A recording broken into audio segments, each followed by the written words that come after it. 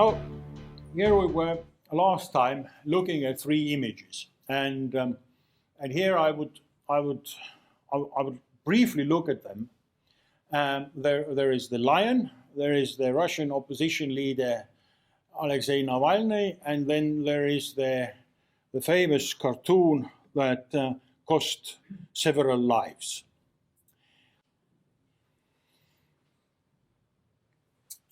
So the image in the current state of plenitude of visual projections and plenitude of information launches an explosion of entangled meanings, somehow connected and sometimes not connected to the image itself.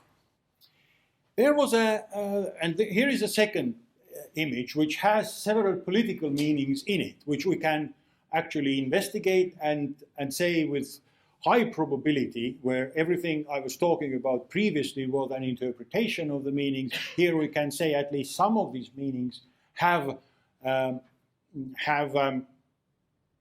some kind of truth value behind them. I remember the picture very well when I saw it. It was in one of Estonian newspapers, and it was said in the newspaper that this picture has been considered by Kreml too beautiful, and Alexei Navalny and his spouse Julia, in 2013, after one of the court decisions, this image was made. And I remember it, and I took the image. After that, I could not find it anymore. It had disappeared from the whole internet. But looking and trying to find out what it was about, then it was clear that in 2014, Sergei Mikhailov, who was head of the state news agency TASS, received this message from Kremlin.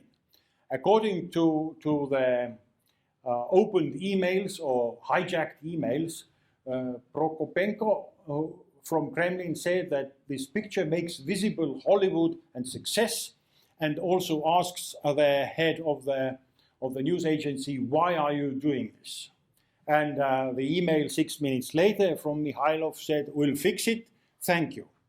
Now, I had this photograph and I wanted to investigate what else can I know about it. And I couldn't find it.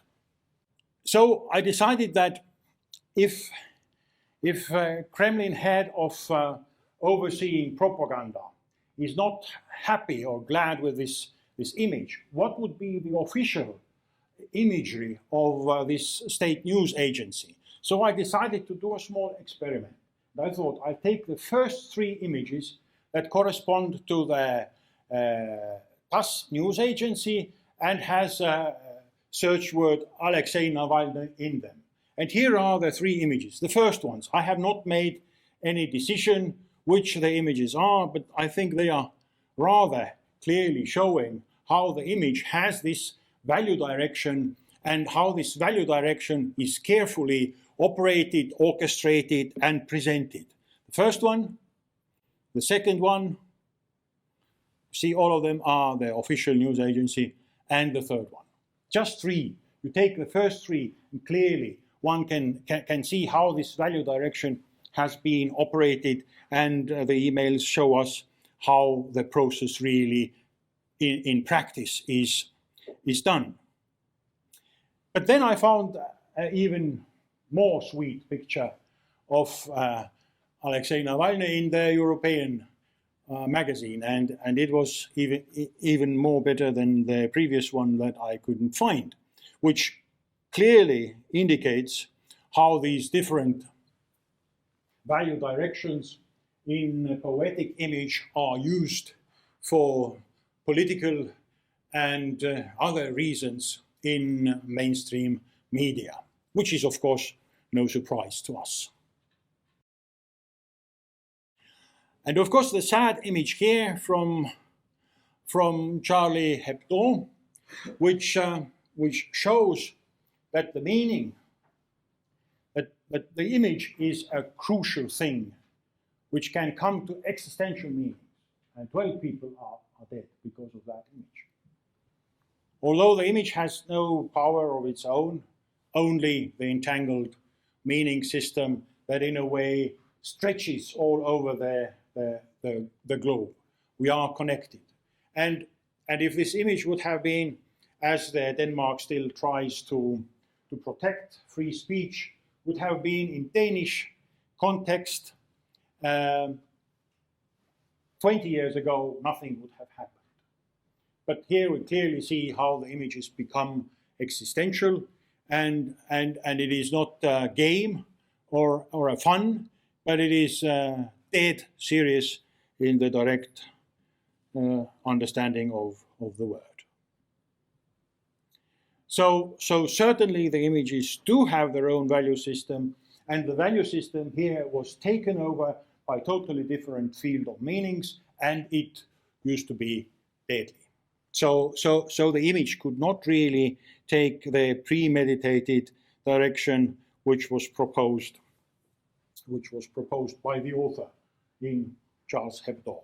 Of course, one could imagine, but never really believe it will happen in such an existential way. This is the image we have been using for the opening lecture. And as I said, it looks like an old guy is looking at his smart clay tablet and keeping a mobile 3D printer in his hand. But I wanted to know who is this guy? How I can investigate the meanings that are connected to it. And in this part, I'm using the form-based genealogy of meanings. So looking, and it was produced by this interest to know where the statue came from, what was its timeline, and how it happened. It is in Rome. It is in the Campidoglio Hill, which is the seat of government, which Pope used to stop when he made his journey from the summer villa to Vatican. It was halfway, and there symbolically the mayor of Rome handed over the key of symbolic gate of Rome, making the Pope, at least in the form of image, the most important mayor of the city. And it is in the mid-16th century when Michelangelo is redoing the whole square. He managed to do the Marcus Aurelius Equestrian monument and the pavement around it, and just the lines of the buildings on top of the existing buildings. So I'm not going too deep in it. And it is said that these statues were donated by Pope to that particular place. And it is not clear how old the statues are. It was said that they might be 200 or 300 years old, but then it would be medieval times, and one could suspect that this is really not the medieval imagery of statues, so they might be much older. And here they are. There are actually two of them. They are besides the fountain. And if one goes around and looks at the architecture and sculptures, this is a typical position of a water-related god or water personification of some water-related event or object. And in some cases they are at the edges of baths, and in some cases they are at the edges of fountains. So that was the starting point. And then when one would say that it's probably the most important river of Rome, which is Tiber. And there are very similar coin, Tiberis, where the position is the same. It is interpreted like there is a boat besides the Tiber god. But it didn't take too much time to find similar coins and coins are very good because they are labeled. So there's a lot of investigatory work that is left behind because due to their use, their meaning is fixed at least to a certain point. And can someone decipher what this river is? quite similar to the first Tiberis. It's actually the lower part, it is Danubius, so the Danube, Donau. And pretty much we can see the same type of position, the same type of implements. We can even with good fantasy say that there might be a boat in front of it. And then there is the third one, which has a reversed composition, but this is Nilus, Nile. And now someone has already probably recognized that the cushion under the hand of the river god, which we can clearly say now, is a sphinx. So it is not Tiber that I was suspecting, but it's Nilus, Nile. And when reading the interpretation of the coin, it is said that in front of the river god there is a crocodile, which one can see, there certainly is, but we do not know what object is holding this river god in his hand, which now, after looking at the Campidoglio image, we can suspect that it is cornucopia, although it doesn't look like one. So it is cornucopia, it is sphinx, and we might say it is probably Nile. The second one, of course, you can now recognize which river this one is. So it is Tiber, and the reason of believing that would be yes, the two twins, which might be Romulus and Remus. There is still cornucopia, which refers to the fertility of the river, probably.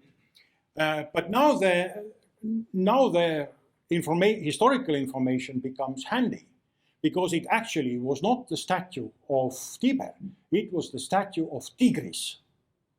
And it is believed that the part under the hand of Tigris god was resculptured. And it is also said that the skull or abstract head of an animal, wolf probably we would interpret it now through the twin brothers, is added later.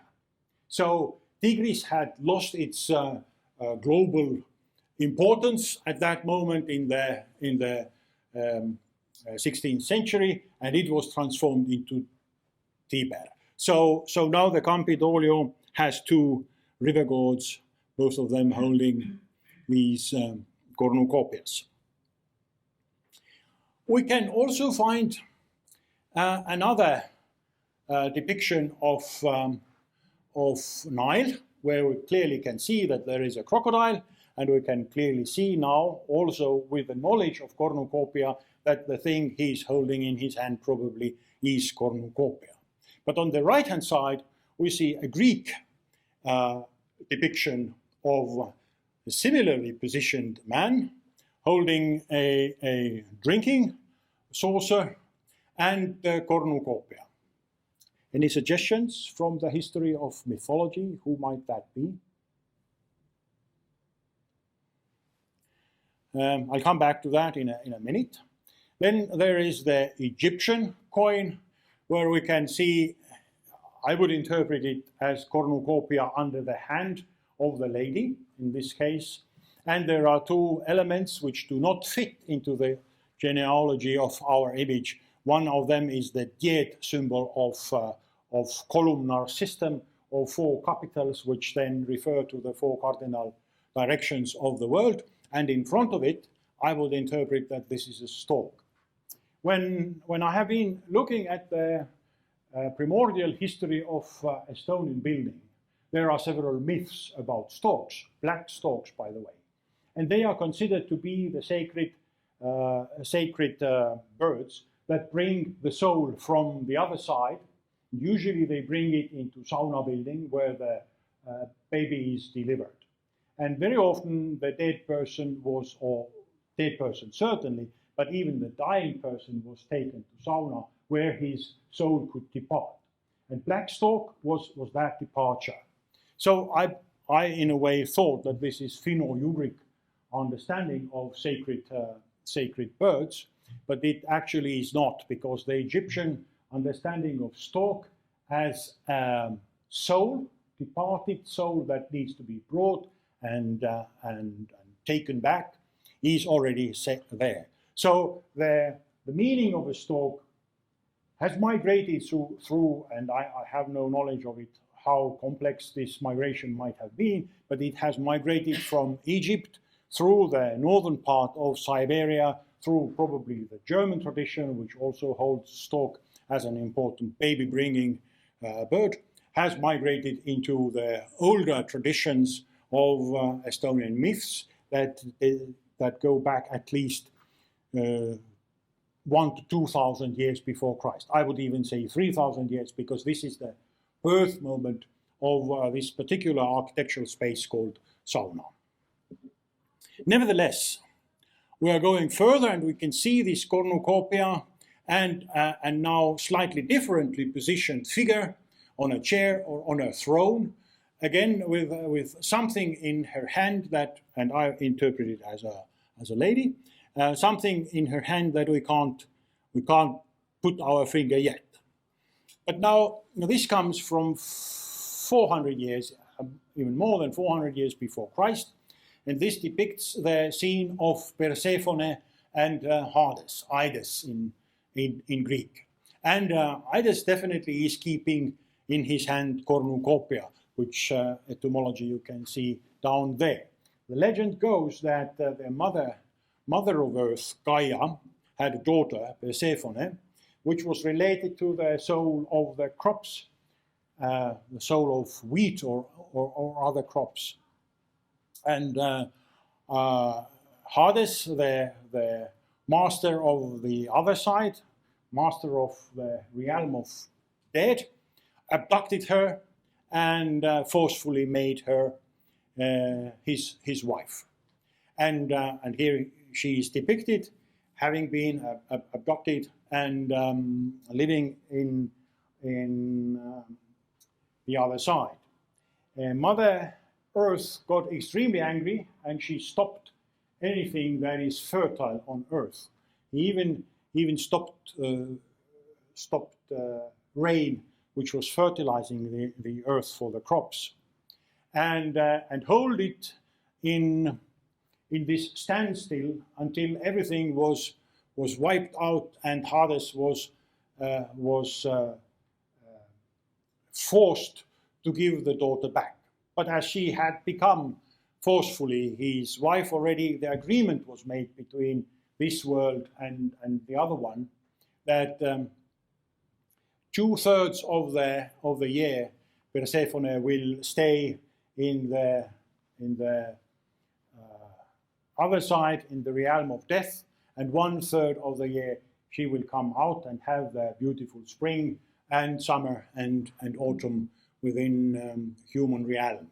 And very often the cisterns in Crete and in other Greek cities really are dedicated to this grain, threshed grain that is kept in these huge jars for until the next year the seeds are used. So the soul of Persephone has disappeared from the face of Earth for winter. Right, so this cornucopia as a uniting element in a way comes through. And cornucopia, of course, is the horn of plenty. It can produce anything you can imagine or want to. And it was given to the mother goat who was nurturing Zeus in one of the caves of Crete. So it is actually an imagination of a 3D printer. But there is another extension to this story. When I started to look at where would this chain of meanings based on form, where would it take me? And up there we can see that there is Fortuna. She definitely has cornucopia in her hand. In her left hand he has an implement. Anybody suggesting what kind of implement up there on the right hand side besides her throne, what that could be? I didn't think it out. I had to look. And in front of her, it looks like a child, although it is very abstract in a way. Could not be a child. But it is important that it is Fortuna, the goddess of luck.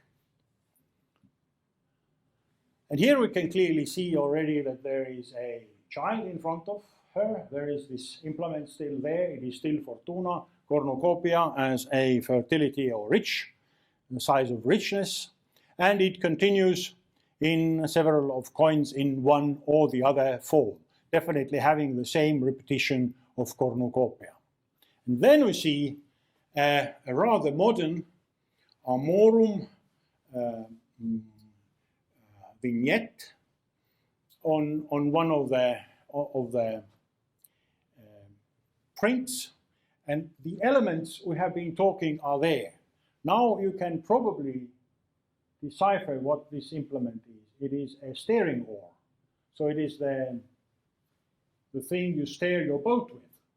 So the Fortuna, in a way, steers the life for you. And behind the fountain, you can see the cornucopia even there still. But now the child, from very abstract lines, have become Cupid or Amor. And his eyes are blindfolded, and they are blindfolded because love is blind, as it is said. So the whole story goes that destiny blinds love sometimes and makes it move on its circular globe. The warmth of misfortune easily melts love, but true love can defeat a great force. So here it is not anymore a goddess of luck, but it is the goddess of destiny, although he has all the elements. And the globe or the sphere under making the position of love so destabilized has made it its appearance. Of course, if we go further, we can see that Fortuna again grabs some of the elements we've seen in this visual genealogy, and Fortuna and destiny becomes also fate. On the right-hand side, we have the Fate by Albrecht Dürer, which, according to art historians, depicts the ashes of deceased, and bridle, the things you steer the horse with, and the sphere or the globe, which makes our destiny so unpredictable. And out of there we have blindfolded Justice and blindfolded Cupid. If you want to have a full gallery of blindfolded Cupid, I would recommend Erwin Panofsky's short essay on blindfolded Cupid, which I didn't incorporate here because I was looking into different kind of setting, but we can clearly see how this blindfolding within love, destiny, luck, and fortune really becomes a part of the story. But it goes much further when we take blindfolded Cupid. And then we have this image, again, which has entangled several meanings. India, for instance, bans it. And basically the image is about blindfolding. And this is what is the conclusion of Panofsky's exploration of blindfolded Cupid, which has become part of cornucopia and our entangled meanings coming from river Tiber. Contrasting as they do uplifting spiritual love with debasing sensual passion, they act, so to speak, as witnesses in a law, suit of bright-eyed amore extolled in philosophical poetry, versus blind Cupid invented and stigmatized by moralizing mythographers. To the modern beholder, the bondage over Cupid's eyes means, if anything, a playful allusion of the irrational and often somewhat puzzling character of amorous sensations and selections. According to the standards of traditional iconography, however, the blindness of Cupid puts him entirely on the wrong side of the moral world, where the expression kaekus, blind, is interpreted as unable to see, blind in the narrow sense, physically or mentally, or incapable of being seen, hidden, secret, or visible, or as preventing the eye or mind from seeing, dark, lightness, or black. Blindness conveys to us only something negative and nothing positive, and by the blind man we generally understand the sinner, to speak in the words of medieval moralists. Blindness is therefore always associated with evil, excepting the blindness of Homer, which served supposedly to keep his mind unvitiated by sensual appetites, and the blindness of justice, which was meant to assure her impartiality. Both these interpretations, however, are foreign to the classical as well as to medieval thought. The figure of blindfold justice in particular is a humanistic connection to very recent origin.